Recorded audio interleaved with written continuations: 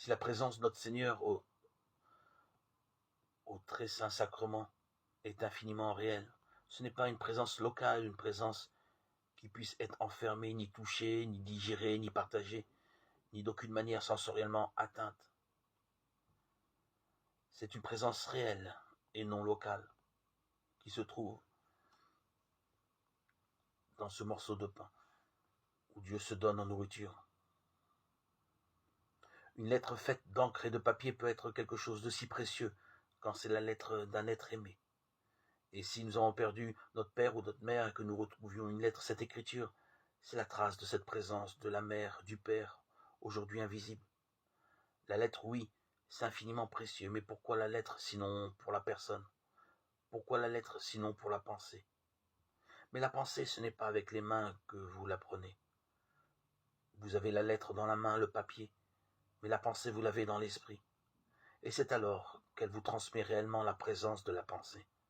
Mais c'est votre pensée qui saisit la pensée, vos mains qui saisissent le papier. Et vous pouvez mettre la lettre dans votre poche, mais pas la pensée. La pensée, vous la mettez dans votre esprit. Eh bien, si vous voulez, encore une fois, très lointainement, prendre ce morceau de pain, ce sacrement ne se prête à aucune localisation magique.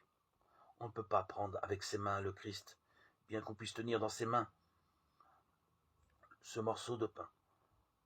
C'est tout autre chose.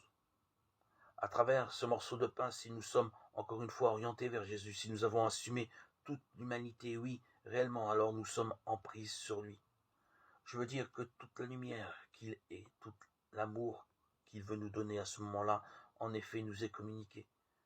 Parce que nous sommes ouverts, libérés, disponibles. N'oublions pas ce caractère de suprême exigence.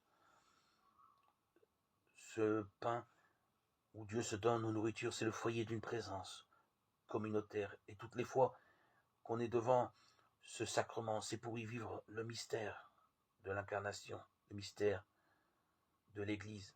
C'est pour y porter toute l'humanité, avec toutes ses douleurs, toutes ses attentes, tous ses deuils, tous ses espoirs. Il faut que nous soyons toujours la présence de l'Église tout entière pour correspondre